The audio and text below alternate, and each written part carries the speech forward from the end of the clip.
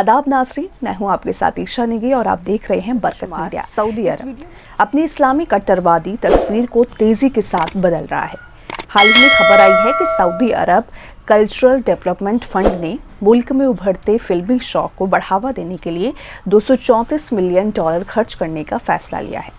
अरब news के मुताबिक इसका मकसद लोकल कंटेंट को बढ़ावा देने के लिए इलाकाई और विदेशी फर्मों को फाइनेंशियल पैकेज देकर प्राइवेट सेक्टर को ताकतवर बनाना और सऊदी फिल्म इंडस्ट्री का समर्थन करना है।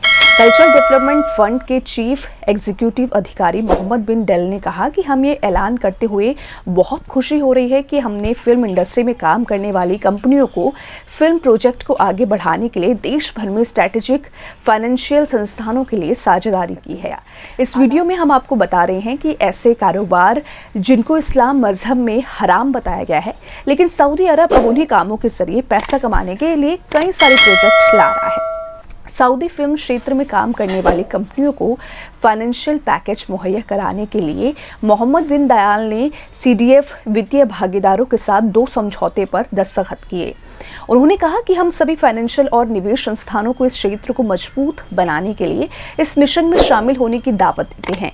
संचार और सूचना प्रौद्योगिकी मंत्रालय के जरिए 16 से 18 मार्च के बीच रियाद में होने वाले एक कार्यक्रम में यह ऐलान किया गया है। इस प्रोग्राम ने पेशेवरों को जोड़ने के साथ साथ स्थानीय और वैश्विक स्तर पर फिल्मों और मेकर्स को बनाने के लिए एक मंच के तौर पर काम किया। ये फंड अलग अलग कल्चरल एक्टिविटीज को सपोर्ट करता है और सऊदी विजन 2020 के मुताबिक की कल्चरल के मुनाफे को बेहतर बनाने की कोशिश करता है। आपको बता दें कि सीडीएफ की बुनियाद साल 2021 में सऊदी अरब के कल्चर को बढ़ावा देने के मकसद से रखी गई थी। यहाँ ये बात काबिले जिक्र है कि इस्लाम मजहब फिल्में देखने, फिल्मों में काम करना या इससे जुड़ा कोई भी काम करने के लिए सख्ती के साथ मना किया गया है। साथ ही ये भी बताया गया है कि फिल्म इंडस्ट्री के जरिए कमाई गई रकम से हज या उम्राह भी नहीं किया जा सकता।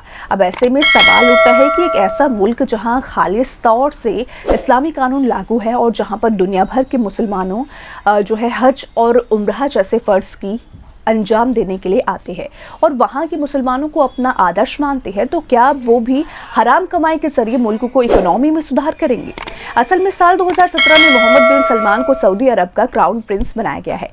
इसके साथ ही मोहम्मद बिन सलमान ने सऊदी अरब के ट्रेडिशनल फंडामेंटलिस्ट के आगे बढ़कर कुछ मॉडर्न डिसीजंस लिए। हालांकि इन फैसले के चलते मोहम्मद बिन सलमान अक्सर फंडामेंटलिस्ट मुसलमानों के निशाने पर रहते हैं। यहाँ तक कि अब उन्हें वेस्टर्न कंट्रीज का एजेंट तक कहा जाने लगा। मोहम्मद बिन सलमान पिछले कुछ सालों से विजन 2030 पर काम कर रहे हैं। मोहम्मद बिन सलमान की लीडरशिप वाली सऊदी गवर्नमेंट ने ऐसे फैसले लिए जो कि इस्लामिक फंडामेंटलिस्ट को भी पसंद नहीं आ रहे हैं, लेकिन गैर इस्लामिक मुल्कों ने उन्हें बहुत सराहा है। हाल ही में रमजान के पाक महीने को देखते हुए सऊदी अरब के इस्लामिक मामलों के मिनिस्टर डॉक्टर अब्दुल लतीफ बिन अब्दुल अजीज अल शेख ने मुल्क भर की मस्जिदों को लेकर कुछ गाइडेंस जारी की है। इन गाइडेंस में कहा गया है कि रमजान के महीने में मस्जिदों में इमाम की अटेंडेंस कंपलसरी होगी, यानी हर एक मस्जिद में इमाम का होना जरूरी है। गाइडलाइन में कहा गया है कि नमाज के दौरान इमाम और नमाजियों की फोटो लेने और ट्रांसमिशन ऑफ प्रेयर्स पर भी रोक होगी। इसके अलावा रोजेदारों के इफ्तारी का इंतजाम करने के लिए चंदा लेने की भी मनाही होगी। साथ ही रोजेदारों को मस्जिद की एक खास जगह पर ही रोजा इफ्तार करना होगा। हर जगह यहाँ वहाँ बैठकर रोजा इफ्तार करने की मनाही है। सबसे ज्यादा चर्चा हो रही है कि मस्जिद में नमाज के दौरान बच्चों को लाने पर रोक लगा दी है। साथ ही दिसंबर 2022 में सऊदी अरब के education and training evolution commission ने एक ऑर्डर में कहा था कि सऊदी लड़कियां एग्जाम सेंटरों पर अब अबाया या फिर बुर्का पहनकर नहीं आ सकेंगी। सिर्फ उन्हीं लड़कियों को एग्जाम देने की इजाजत होगी जो कि स्कूल और कॉलेज की बताई यूनिफॉर्म पहनकर एग्जाम हॉल में आएंगे। आप सभी को पता है कि ये कमीशन सऊदी अरब में एजुकेशन के सिलेबस और स्कूलों कॉलेजों को कंट्रोल करता है और ये सऊदी अरब की मिनिस्ट्री ऑफ एजुकेशन के तहत काम करता है। कि बरकत मीडिया लाता है आपके लिए हमेशा बरकत का खजाना। ऐसे ही मुस्लिम और मुसलमानों से संबंधित नॉलेज वाली खबरों को देखने के लिए सब्सक्राइब कीजिए हमारा न्यू यूट्यूब चैनल बरकत 786 टीवी और हाँ, बेल आइकन को दबाना बिल्कुल भी मत भूलिएगा। अल्लाह खैर।